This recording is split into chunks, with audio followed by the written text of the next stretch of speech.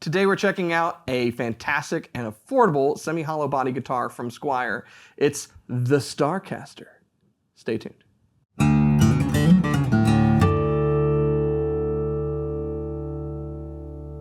Hey, you're watching Alamo Music TV. My name is Chris McKee. And I'm Cooper Greenberg. We're here with Alamo Music Center in San Antonio, Texas. You can find us online at alamomusic.com. If you're new to the channel, make sure to subscribe, turn on notifications, like our videos. If you like to support the channel and look cool around town, visit our spring store link below for custom designed t-shirts and other swag. If you're new to the channel, what took you so long? So Cooper, Starcaster. How's it going, guys? It's been a long day. This is a guitar, we were just talking about it. It comes in 3 different varieties from Squier.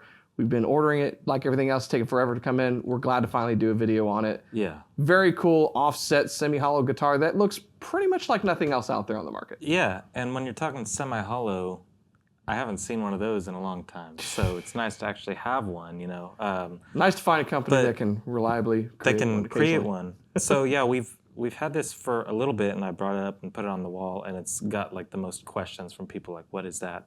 Because it's a very striking look. We have it in 3 colors right now. This is my favorite. We got the Olympic white, but there's a black one and a sunburst one. Nice black binding, you know. It's just a sharp-looking guitar. It slices, it dices, and makes julienne fries. That literally does slice. It looks like a Ginsu kind of headstock. That's hardcore, yeah. But no, it's cool. I don't think I can name another offset semi-hollow. Can you? No. It's a cool. I mean, it's a cool thing, and I think that probably from some high-end brand like Novo or something. Yeah. Yeah, that they make one a year, right. You know, because it's so hard. But no, the thing is, this is not a new guitar. Starcaster's been around 70s, I believe. Since the 60s, late 60s. Maybe the Starcaster and the Coronado came out around the same time. Yeah. And it's just I mean, it's nice. I think I saw Kingfish playing one time, which is cool. You know, blues modern legend, if you haven't heard him. But also, I saw Radiohead play one time, and Johnny Greenwood play one of these. Yep. He bowed it on Burn the Witch. It was very cool. But I think it's just kind of like a lesser-known guitar that sounds really good, that a lot of people would do better if they knew about it. It's one of those guitars that's kind of from Fender's back catalog, one of those kind of weird Frankenstein experiments that took place. It was around that time that they made this, they made the Coronado, they had like the Fender 12, with the guitar. weird headstock. It's so cool. You know, they had a lot of really cool things that, because they are very different and kind of quirky, never found mass adoption, and so they kind of faded away. Years ago, it was actually when I first started at Alamo Music, they had just released a made in Mexico version of this. And I wanted one desperately. Yeah. And I never got one, and they stopped making it, and I was really bummed out. So I was excited when they brought it back in the Squier line. And when they did so, it not only is it a very cool guitar, but now it's a really insane value for what you're getting.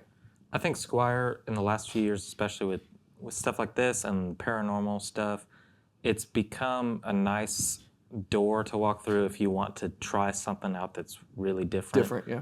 With a baritone, I mean, the Cabernet. They make the bass 6 from Squier still. The bass 6. Yeah. I mean, all the weird stuff. The Toronado. I mean, the Toronado, the Supersonic. I mean, a bunch of really weird guitars, but none of them are like crazy break the bank. Whereas every once in a while, the custom shop at Fender does one of the bass 6s, and it's $7,000. Right. And it's like, you know, it's really, really cool, but all the stuff that they've made from the Squier factory that's a little different has been affordable, sound great, look really cool. So I think this is a good option for people that want a hollow body or a semi-hollow body. Yeah. And how much is this right now? So it's currently $329 as we record this video. That's subject to change, and it's been changing pretty regularly lately. So make sure that you check alamomusic.com for the latest price on these, and also the colors that we have available for them. Yeah. But no, I think the thing is, most people that come in that want a semi-hollow that's going to be more entry level, their best choice is maybe an Art Core from Ibanez, or getting like an Epiphone 335 Streamliner from Gretsch. Yeah, and those are all going up in price. Over $400 Yeah. basic, just to start.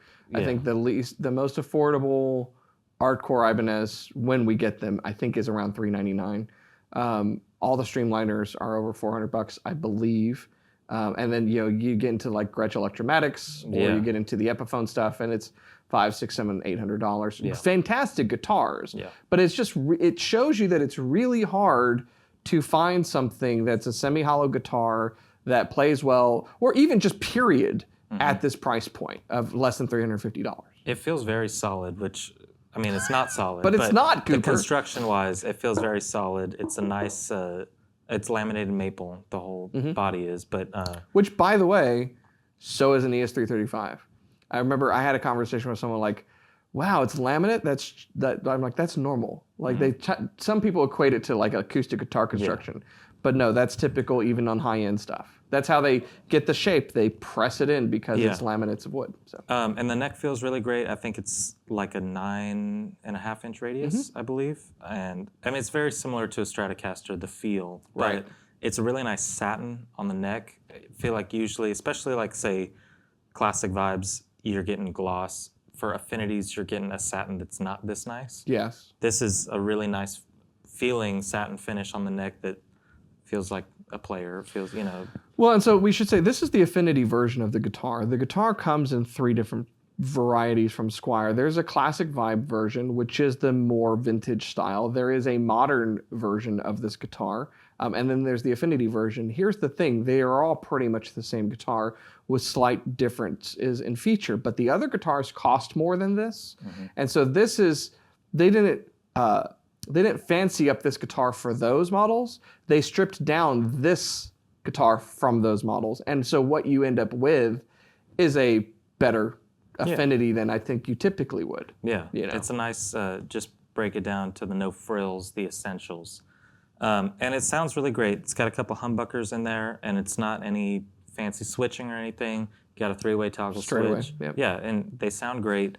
It's a whole different sound when you're working with a semi-hollow. I mean, going through the hot rod, a little bit of reverb, it just opens up very jazzy kind of sound, which I like. Yeah, what you typically get is you get more bloom, you get more mid-range, and you actually have a little bit of a reduction in the sustain that equates to the blooming of the note rather than the string just continuing on forever.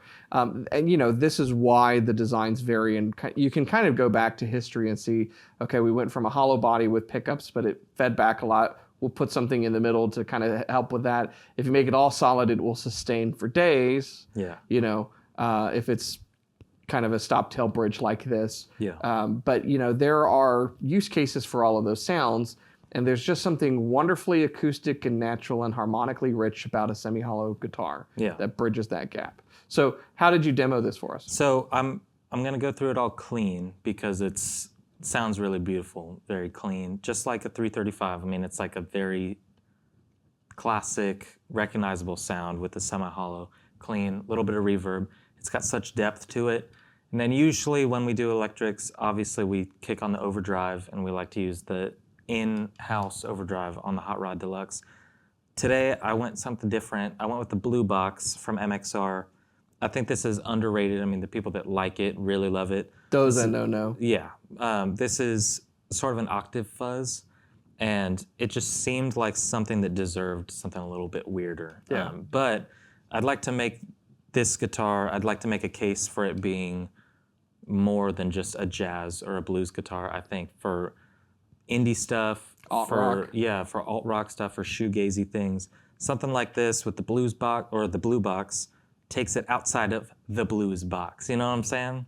So you'll get a very jarring change from me hitting an E major 7, very clean, and then just anarchy. Weirdness. But also the Blue Box, check it out. It's a cool pedal, and I think it sounds really great on this guitar. So let's check it out.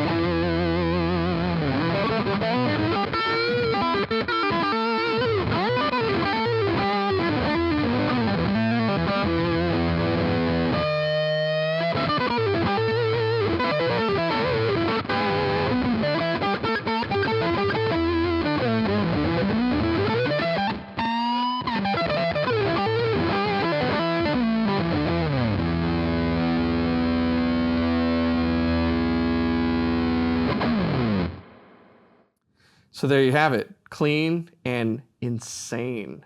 What is this, line 6 over here? The insanity.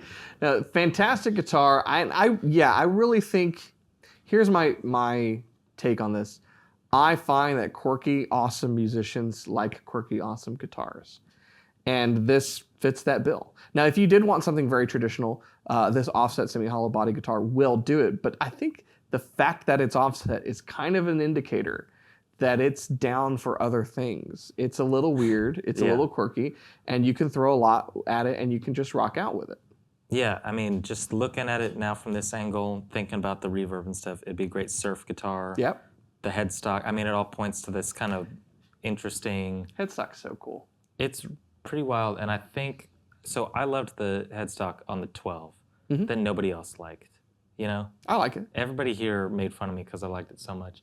I think everybody's so used to a Strat headstock or a Tele headstock, and then when you see Fender on it and it looks like that, you know, people are like, that's not right. But it's cool. It's cool. It's very cool. It plays into the whole offset body and everything, too. Yeah, and it works with the body. I don't think a typical Fender headstock, Strat, large headstock, or Tele headstock would fit this guitar. It just wouldn't work. Yeah. This is what it needs to finish off its quirkiness. And so I love offset bodies. I love semi-hollow guitars. How did you think this felt? I think the neck feels really, really good. That's kind of the part that surprised me the most because... It's a great finish. So Cooper mentioned it before. It needs to be repeated. It's a really nice satin. Yeah. It's almost like a knocked down gloss that they've done on it. Yeah. Which is fantastic because it's not sticky. It's really fast and smooth. The whole thing about the offset body as well is that it was made to feel more comfortable for the musician that's sitting down. More ergonomic, yeah. It felt nice sitting down, and that paired with the nice neck. I think it's like a modern C. You know, it feels like every kind of normal Fender neck that we play, but the comfort is there. Sometimes semi-hollows get so big that, especially sitting down, it's not super comfortable. So it's cool. It's like there's a purpose for it, not just being different. It's ergonomic.